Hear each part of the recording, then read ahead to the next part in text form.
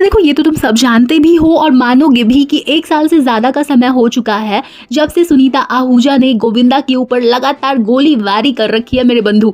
और गोविंदा के ऊपर उन्होंने तरह तरह के एलिगेशंस लगा रखे हैं, जैसे कि उनका किसी के साथ अफेयर है और वो अपने बच्चों के ऊपर ध्यान नहीं देते, वो कोई ढंग का रोल नहीं करते, वो चमचों से घिरे रहते हैं, वो अंधविश्वास के रास्ते पे जा रहे हैं। बहुत सारे एलिगेशंस इन्होंने ही लगाए हैं। उसके बाद जब खबरें बनने लग जाती है ना, तो ये खुद ही खड़ी हो जाती हैं और कहती है कि हम दोनों को कोई अलग करना चाहता है, झूठी खबरें फैला रहे हैं। इस तरीके की बातें वो खुद ही करने लग जाती हैं, जबकि सच्चाई ये होती है कि सारी खबरें उनकी ही तरफ से पहले बाहर निकली होती हैं, उसके बाद ही खबरें बनी होती है।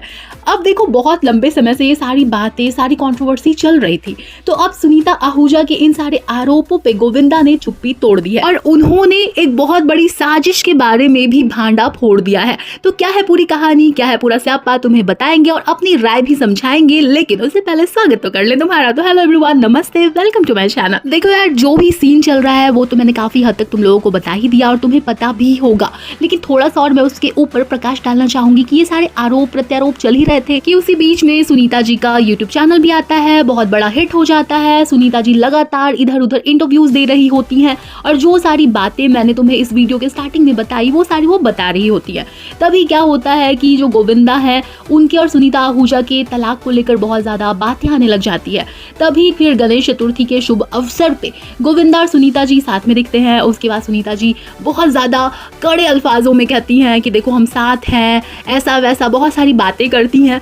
लेकिन उसी वाले ब्लॉग में ना हमें इन दोनों के बीच में थोड़ी सी खटास दिख जाती है और एक ठंडापन दिख जाता है इनके रिलेशनशिप में। और जो सुनीता आहूजा की मॉम है वो इस तरीके का स्टेटमेंट देती हुई हमें सुनाई देती हैं, दिखाई देती हैं कि पता नहीं किसकी नज़र लग गई, इस टाइप की बातें वो करती हैं, जिससे ये तो समझ में आ जाता है कि कुछ तो है जो ठीक नहीं है।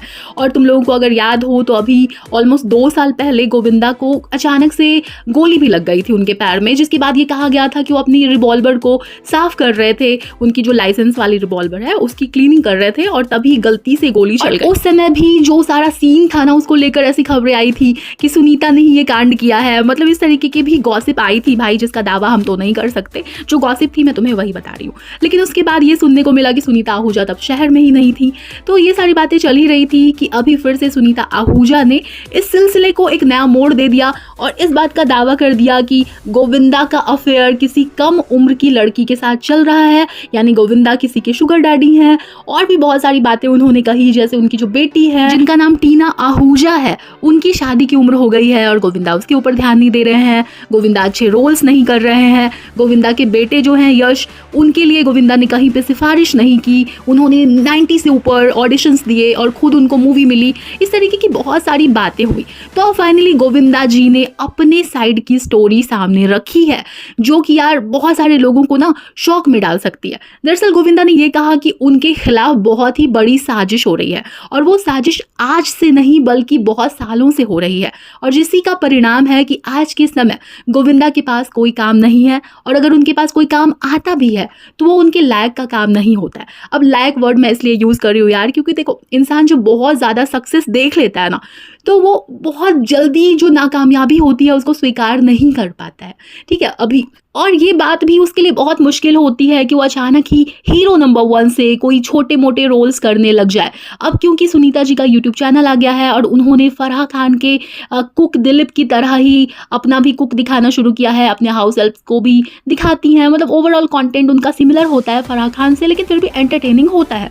तो अब गोविंदा का कहना है कि उनकी फैमिली को यूज़ किया जा रहा है गोविंदा के खिलाफ और उनको इस तरीके से तोड़ा जा रहा है। साथ ही गोविंदा ने इशारों में ये भी कहा कि उनके ऊपर शायद कोई जादू टोने जैसी चीज़ भी अप्लाई की जा रही है, मतलब इस तरीके के कांड भी हो सकते हैं इसके पीछे। तो ये सारी बातें जो गोविंदा ने कही, उसके साथ ही उन्होंने ये भी कहा कि उनके जो भांजे हैं कृष्णाभिषेक, जो कि बहुत ही फेमस कॉमेडियन है, आप सबको ही पता है, तो उनके बारे में भी कहा कि उनको जानबूझकर इस तरीके की स्क्रिप्ट दी जाती थी जिसमें वो अपने मामा की बुराई करे और उनकी उस कॉमेडी वाली स्क्रिप्ट से उनके मामा के ऊपर तरह तरह के मजाक बनाए जाएं और उनके रिश्ते खराब किए जाएं। मतलब कहते हैं ना कि एक इंसान को अगर तोड़ना हो तो तो उसकी फैमिली से उसको दूर कर दो। मतलब सारी चीज़ें तुम अगर उसके ऊपर अप्लाई कर चुके हो, वो काम नहीं कर रहा है, तो उसको उसकी फैमिली से दूर कर दो या फिर उसकी फैमिली को उसके खिलाफ खड़ा कर दो। तो वही सारी जो रणनीति है गोविंदा के खिलाफ। और भी बहुत सारी बातें गोविंदा ने कही और उन्होंने ये भी कहा कि मैंने क्या किसी के साथ शादी कर ली, 40 साल हो गए मेरी और सुनीता की शादी को, तो मैं अभी भी उनके साथ ही हूँ। यहाँ पे तो लोग बहुत सारे कांड कर लेते हैं, शादियां कर लेते हैं, उनकी बात कोई नहीं करता। तो देखो यार, ऐसा बहुत ही कॉमन है बॉलीवुड में। यहाँ पे लॉयल होना ना एक बहुत ही रेयर क्वालिटी है।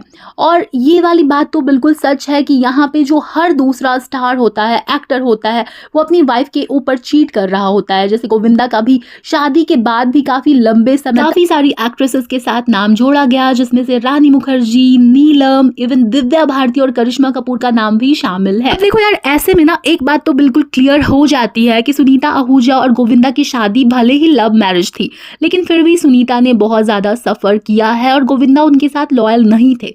और यही रीजन होता है ना कि बहुत सारी बॉलीवुड वाइफ्स जो होती हैं वो खुद भी चीट कर रही होती हैं अपने लाइफ पार्टनर्स के ऊपर, और वो उनकी चीटिंग से कहीं ना कहीं परेशान होकर ये कदम उठाती हैं।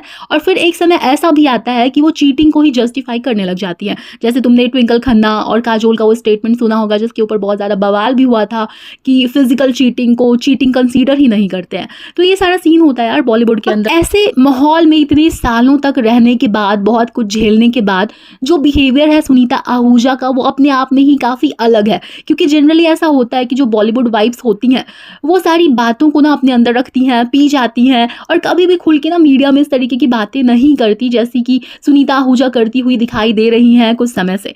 ऐसे में यार काफ़ी हद तक मैं सुनीता आहूजा की बात से अग्री करती हूँ कि ठीक है, मतलब इन्होंने इतना सहा है तो अब वो बैंड बजा रही है अपने। जब गोविंदा बहुत ज़्यादा एक्टिव थे मूवीज़ में, बहुत ही ज़्यादा काम मिलता था उनको, वो हीरो नंबर 1 थे, उस समय सुनीता ने उनके बच्चे पाले हैं, अपना करियर सैक्रिफाइस किया है। मतलब करियर उन्होंने कभी बनाया ही नहीं, उन्होंने गोविंदा को ही अपनी लाइफ मान लिया। और काफ़ी कम उम्र की थी वो जब उनकी शादी गोविंदा के साथ हो गई थी, और जो कि मैं बोल चुकी हूँ लव मैरिज ही थी।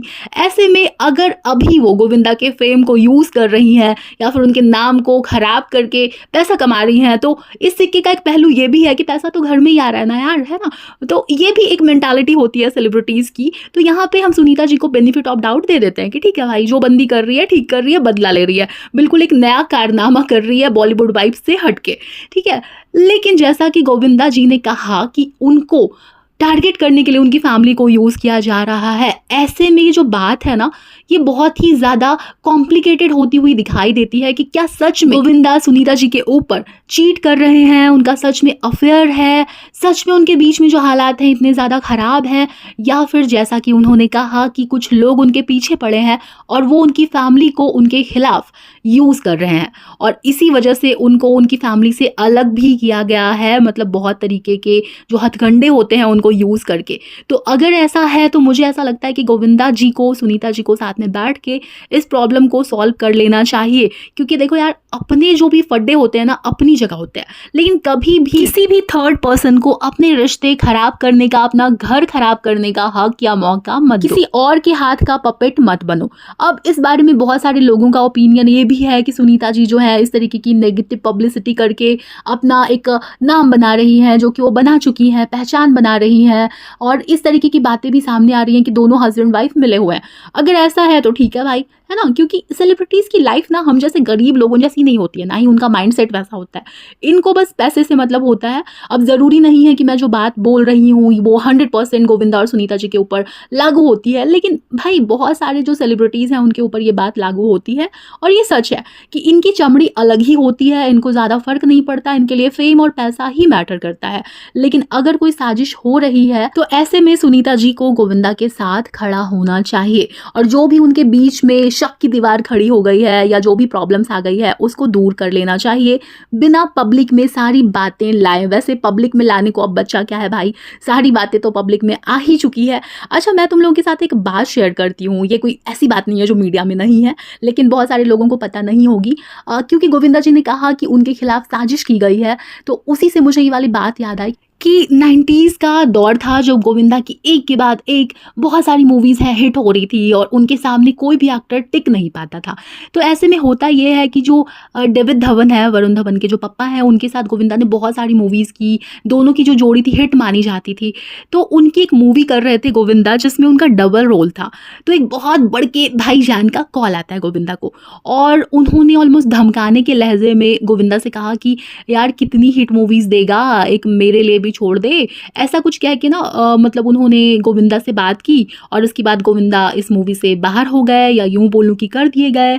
और वो वाली जो मूवी थी ना वो बिल्कुल हिट नहीं, सुपर डुपर हिट हो गई। उसका रीमेक भी बना है, उसके सारे गाने भी हिट थे और इसी तरीके से ना बहुत सारी और भी मूवीज धीरे धीरे हल्लू हल्लू गोविंदा के हाथ से चली गई। और बॉलीवुड में कुछ बड़े बड़े लोग हैं, उनका एक पैटर्न रहता है, वो पहले इंसान को खुद ही गिराते हैं, फिर खुद ही उठाते हैं, फिर खुद ही जख्म देते हैं, फिर खुद ही जाकर उस पर मरहम भी लगाते हैं और एक अच्छी खासी पब्लिक इमेज अपनी बना लेते हैं। अब वैसे इशारों इशारों में मैं किसके बारे में बात कर रही हूँ, अगर तुम समझ गए हो तो मुझे कमेंट सेक्शन में ज़रूर बताना। इस पूरे स्यापे के बारे में तुम्हारा जो भी ओपिनियन हो वो भी बताना। और वीडियो अगर अच्छी लगी हो तो यार लाइक कर दो। अब मतलब और कोई सक्सेसफुल ना बने वाईटी, मतलब टैलेंटेड लोगों का टैलेंट ऐसे ही दम तोड़ दे और जो लोग मीम्स के ऊपर हंसते रहते हैं और जो हर बड़े मुद्दे पे खामोश हो जाते हैं उन्हीं को तुम सक्सेस की बुलंदियों पे पहुंचा दो और मेरे को बस पहुंचने से पहले ही गिरा दो। ठीक है, बस ये करो तुम लोग, मेरे साथ हेल्प कर दो यार, क्या ही चला जाएगा। चलो जी, हो गया मेरा भीख मांगो कार्यक्रम समाप्त। अब जाती हूँ मैं और तुमसे मिलने किसी और वीडियो के साथ फिर से वापस आती हूँ मैं। बाय।